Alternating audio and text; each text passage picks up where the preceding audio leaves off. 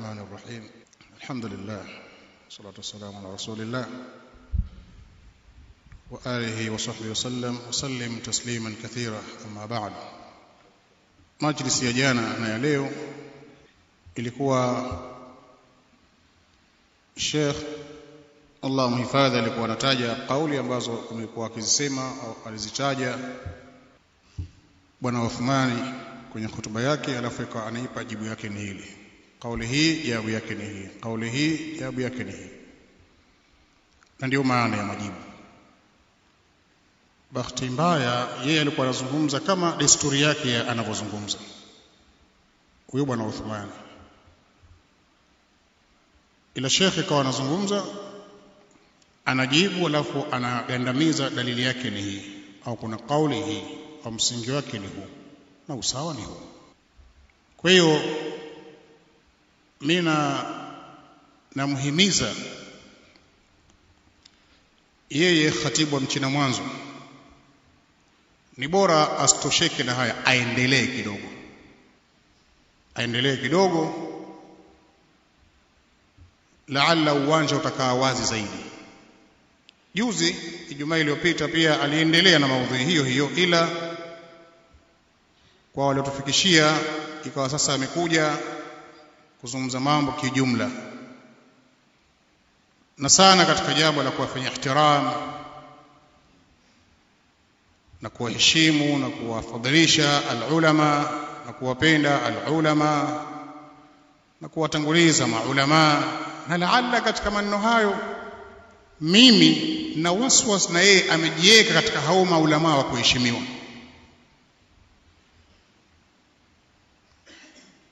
na waswas asijekawa kwa maana yeye amejipenyeza hapo ili naye aheshimiwe. Sisi ikhwa waislamu ni watu ambao tuheshimu mno maulama, kwa sababu ni amri ya Allah na mtume wake, lakini sio kwa kila alim aheshimiwa. Tunao maulama tunaowaheshimu na kuwaweka mbele na kuwatanguliza na kuwapenda mapenzi ya kisheria, na wengine waitwa maulama ila hawastahiki hizo karama. Wapo wanaopoteza watu makusudi, na wakiambiwa wao hushikilia yale ambayo walionayo. Uthmani, sisi hapa kila mmoja anayo historia yake japo fupi. Ukimfuatilia utajua huyu alikuwa zamani asoma kwa Sheikh fulani, kwa Sheikh fulani, kwa Sheikh fulani, alipita pale. Utaona mule tulimokaa kitako tukasoma kwa mashekhe zetu utokea wa Kiansari na sasa wa Kisalafi. Utaona kila mmoja ana kijihistoria chake. Labda tumuulize yeye kwanza, hebu atueleze historia yake ya usomaji, kwa sababu mara moja niliokuta mjadala Mikunguni kwenye mafundi garage wa Vespa, Pasola, Today. Hawa jana nilitaja watu wavuvi, leo naongezea na mafundi garage, watu wa Tiwane. Hao wakawa wajadiliana, huyu Sheikh Uthman Maalim kasoma wapi mafundi Vespa na siao na moped zile na vimeti. Sasa mimi pale ndipo ninapotengeneza Vespa zangu. Zama hizo nilikuwa na Vespa na Honda zile. Yule mmoja akaja akaniuliza mimi, akaniambia, Sheikh bwana, huyu Uthman Maalim kasoma wapi? Yeye akauliza mafundi Vespa tu. Kisha yeye akasema, kwa sababu twasikia kwamba huyu elimu yake ameshushiwa kutoka mbinguni,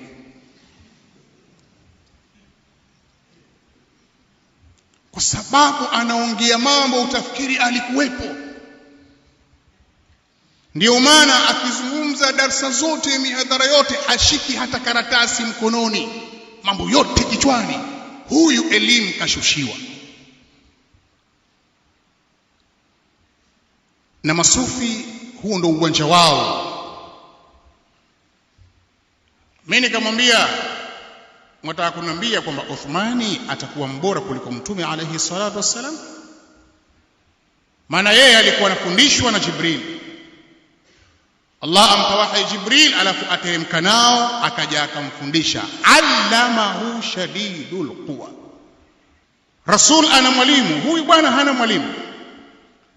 Kwa hiyo wale mafundi Vespa wasema akashushwa ilmu kutoka mbinguni, lakini mafundi Vespa ambao wao huenda Ijumaa kaswali pale mchina mwanzo kufata vile vinanda vya sauti, na watu wale Allah huwapa zile sauti kwa sababu azitumia katika matumizi mengi, mustake tufunguke. Ndio sababu bora angeendelea kidogo. Mudiri hapa Allah mhifadhi, katika sehemu alizopita kusoma alipita Kisauni pale Mombasa, Kenya. Nami nilikuwa naye pamoja mwaka huo mmoja, mwaka alioingia ndio mwaka niloingia. Yule bwana huko kwetu atamba, lakini kwao ni kule Mombasa. Baba yake asalisha pale Konzi Mombasa, barabarani, msikiti ambao umejengwa mjengo mmoja na Pakistan kuelekea Nyali Bridge. Huku aonekana ni shekhe mkubwa sana.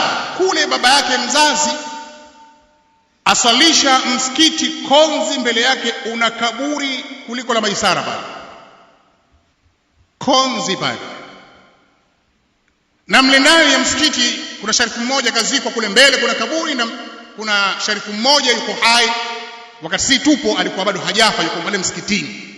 Ukiingia saa 5 msikitini kwa usafi ya kwanza, lakini yeye alikuwa anatandikiwa kijimsala chake, ana kijimifaa chake pale, alafu alikuwa na tasbihi ya rangi hizo nilizoziona, alafu alikuwa na kidawati cha wino nini cha uturi. Kwa hiyo ukimsalimia salamu alaikum, yule sharifu wao pale, hukuangalia ni nani ulimsalimia, nyoshingwa. Ikiwa wenyewe wasema ndarandara, mtu ambaye huna maana, yeye hakujibu salamu isipokuwa wapewa zawadi ya mafuta, wanyosha mkono achove mafuta akupaka. Msikiti ambapo baba yake ndio imamu. Wakija wale wanene wa Mombasa, kina TSS yao, kina Usendere yao, yani ukitaja hao kule Mombasa ndio kama sema kina Bakhresa kwa hapa Tanzania, watu ambao wana senti nyingi. Wakija wale kutoa salamu, Sheikh akiinua ni hao, yeye anaitikia wa alaykum assalam wa rahmatullahi wa barakatuh, halafu apeleka yeye mkono msalimia. Na pale katika anaposali na kuwa hagusi yeye, yeye ni sharifu, ni mtukufu. Kwa hiyo wakati wa swala safu inakatika hapa inakaa kule na hapa inakaa huko, yeye pale anasali peke yake, hagusi, sharifu.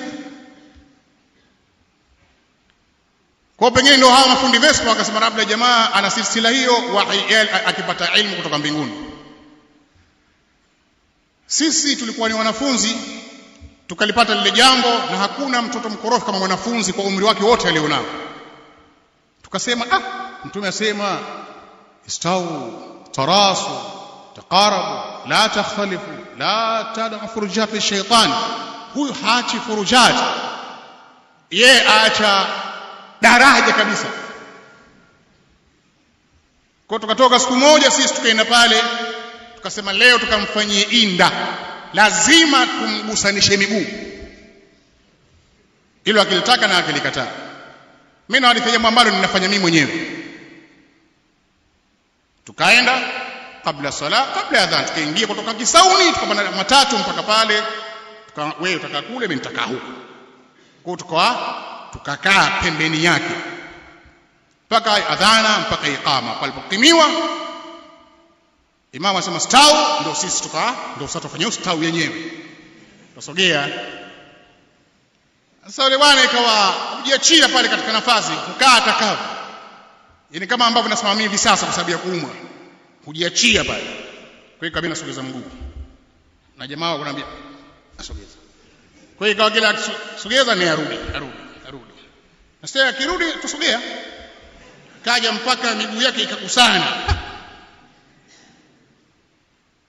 Kwa hiyo sasa atafanyaje? Labda aondoshe wa kulia au weke juu kushoto, lakini sasa tushaukusanisha hivi tukaswali adhuhuri. Hayo niliona kwa macho yangu. Tukaswali dhuhur. Baada dhuhur yule bwana alikuwa ameghadhibika kuliko, ameghadhibika sana. Kwa hiyo akatoka pale. Nilichokiona, kuna jamaa mmoja alikuja akaushika mkono wa kushoto, yeye Sharif hauning'inii kwa sababu kinginia waumia mkono wa Sharif. Kwa hiyo akaushika huu akaenda nao na ile tasbihi imetiwa kwenye mkono hapo yaning'inia huko. Huu mkono wa kulia huu, mkono wa kulia huu, kuna hao ndio wataja ambao hawaitikii salamu. Akitoa salamu kutoa mafuta mazuri kama nenda uko nyuma wa uwana, mtu akishika mkono pale ajipangusa abuzo, yani baraka za Sheikh. Ila wakija wale wanene wenye Land Cruiser na V8 wale ndio mkono hutoa nyuma akawasalimia. Tukafuata ile mpaka mwisho kwenye ngazi, akatoka nje pale kuna gari, akafungua mlango, ndio mkono tukauona umewekwa juu ya paja lake, akafungwa mshipi, maana yule mkanda unaitwa mshipi kule, fungwa mlango kaondoka. Balaa hilo lafanyika katika msikiti wa baba yake mzazi. Lao ni mtu wa tauhid, ajuae dawa, ajuae misingi, angemwanza baba yake mzazi. Pale Kisauni mara swali namuuliza Sheikh Uthman Maalim, tuelezee historia yako ya usomaji. Na bahati nzuri kajiweka wazi yeye ni katika Ash'ariyya, yani hapo ndo kapunguza kazi hapo. Timu haina beki, haina kipa, kwa hiyo likenda limo. Sasa tuelezee pale Kisauni pale, tukaambiwa alipita kusoma pale Maad Kisauni Islamic Institute pale alipita kusoma, ila waliokuwepo zama zake wakasema hapa alisoma kwa miaka 2 tena thanawi, kwa sababu kusoma ni kazi kubwa. Wenyewe wasema hakutoboa, hakumaliza. Hii sauti itamfikia kama alimaliza, sema nilimaliza miaka 4, na aseme tu. So nidhamu ya pale thana ilikuwa miaka 4. Yeye alisoma 2 akahepa. Tukaenda Kikambala kule kwenye Majlis al-Maarif. Ukienda upande wa pili wa mkono wa kushoto kuna madrasa nyingine la kisufi, usufi. Tukaamba yule kasoma hapa Qur'an, hapa ndo madrasa yake hii. Sasa hapa Zanzibar kuja kwake, kwa tunavyojua sisi, zama hizo msikiti Mabluu pale baada ya kujengwa palikuwa na Sheikh akisomesha darasa nyingi pale, akitwa Sheikh Riyadh, Allah mrehemu. Sheikh Riyadh alikuwa Masjid Mabluu, ndio Sheikh wa kwanza kuwekwa darasa zake baada ya Mabluu kuunganishwa, alikuweko pale. Nami nilikuwa na fursa 2. Sheikh Riyadh alikuwa ni Sheikh kusomesha, pia alikuwa ni ammi yangu kwa sababu alimuoa anti yangu mimi, mpaka akamkalia kizuka. Na Sheikh Riyadh alikuwa ni Sheikh kwa sababu alikuwa anasomesha na alikuwa na maraja pale nyumbani kwake Mbuyuni pale, Mbuyu Taifa. Akikaa pale, kuta zote 4 za nyumbani pale ni vitabu chini mpaka kwenye dari. Sheikh Riyadh alipofariki, ikawa pale pana wanafunzi wengi, hata Sheikh akihudhuria, mudiri wetu na wengine. Sasa ikasemwa ni nani atakayeshika nafasi ya kusomesha darasa hili. Yule bwana alienda tablighi Pemba, akarudi akaenda akafuatwa Mombasa kwamba aje msikiti Mabluu kwa lengo la kusomesha. Huyu khatibu mchina mwanzo huyu, kwa lengo la kusomesha. Alipokuja pale, kila mmoja mtu ameshika vitabu, tusomeshe. Shekhe, sema tuanze kitabu gani? Kule kamaliza mwaka wa pili thanawi akahepa. Na hapa kuna wanafunzi wa Bachu, hao watoka moto mdomoni. Sasa ikawa yeye ni kuzungumza, kusomesha kukamshinda. Masjid Mablu kukamshinda. Basi kawa ni visa pa historia na hivi. Na Unguja mjini ukiingia na mambo watu wakikupokea, khalas. Yeye akaamua kuwa qasas, ni mtu wa visa hivi. Sheikh Uthmani, kwa nini usibakie kule kwenye mbwa aliyosomewa khitma? Bana kasema kuna mbwa alisomewa khitma, sijui mbwa alisomewa khitma, sijui paka alisomewa nini, au sijui kwamba jamaa alitoa talaka ya kutundika. Kwa hiyo sasa akamwambia mke wake, ukiramba nyungu hii, kiramba nyungu talaka. Siku hiyo yule mwanamke akapika ndizi mbivu, baadaye akazipakua ndizi akatia sahanini. Sasa alipoona ule urojo ulibakia kwenye nyungu, akaamua kuuramba. Baadaye akakumbuka, ameambiwa nikiramba nyungu talaka, na sharamba itakuwaje?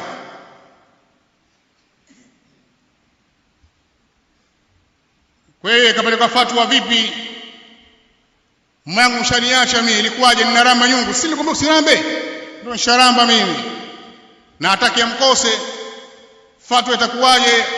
Sheikh akasema, hebu tukuulize wewe, katika mwanamke, hebu eleza uliramba nini? Sasa nilipika ndizi mbivu, nikazitia nazi na urojo, sukari, alafu nikazipakua, alafu nikaramba ile nyungu. Akamwambia, nyungu inakuwa hairambwi, wewe uliramba urojo mtamu wa ndizi. Kwa hiyo ndoa, yani hayo ndio mambo yako Sheikh.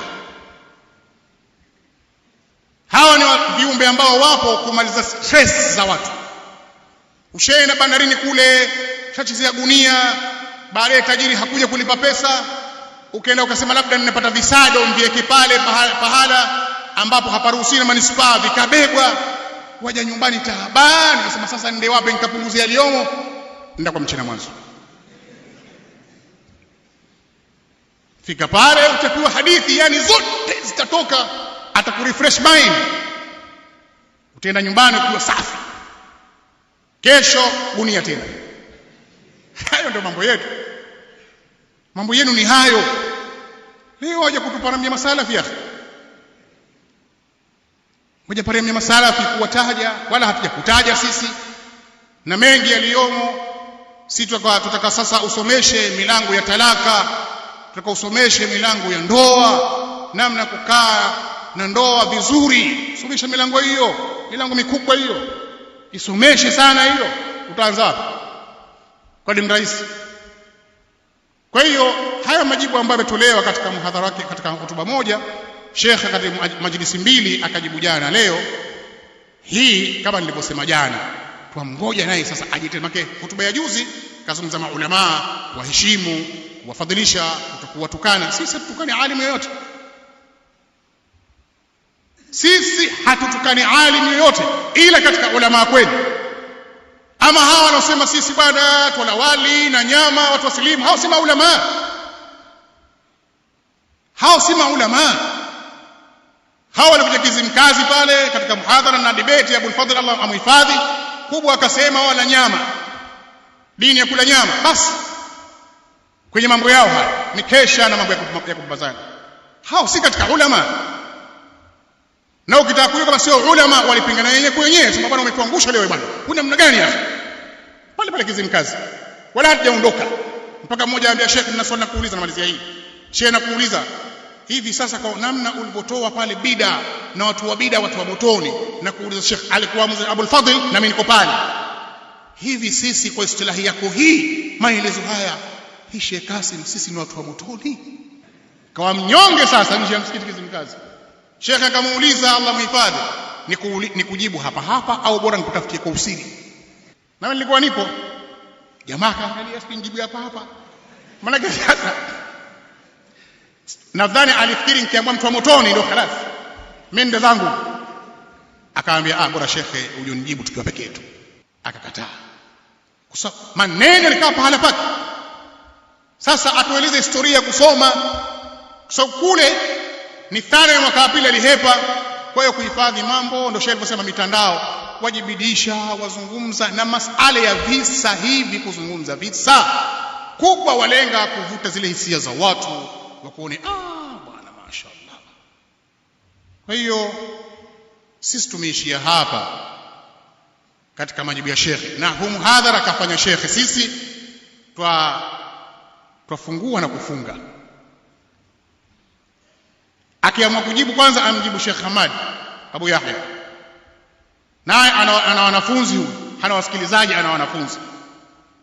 Akiamua kumjibu kiutovu wa adabu, laalla shekhe ana wanafunzi wa ujuao utovu wa adabu, ila si watovu wa adabu.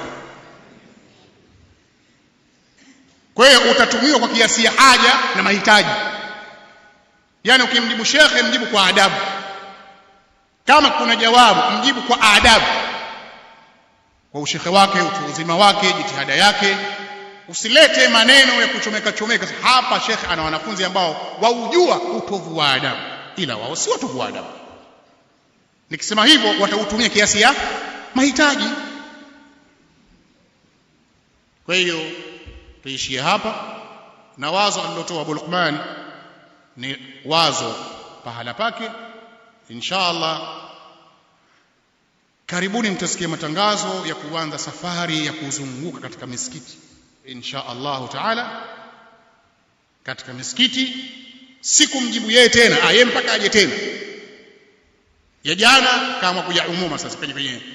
Kwa hiyo akija tena hivi inbox, tutakuja katika inbox tena, tutazunguka tena kwa hawa al-ash'ariyya au ashaira. Ni nani? Hatari yao ni ipi? Je, ni katika ahlus sunna wal jamaa? Jawabu sio. Maana mjomba kusema kuna jawabu mbili, moja wanaingia wao watakamata hiyo, utasema na sio tumo. Hawamo moja kwa moja, hawamo. Mwezi kusema yadun ni nguvu, awasema kusema yadun wafananisha. Taabu kweli kweli yani. Ukisema Allah ana mkono kushamfanisha na mkono wangu mie, sio? Na ule mkoba wa shekhe una mikono miwili. Ule mkoba wa shekhe una mikono miwili. Ni kama Uthman Maalim.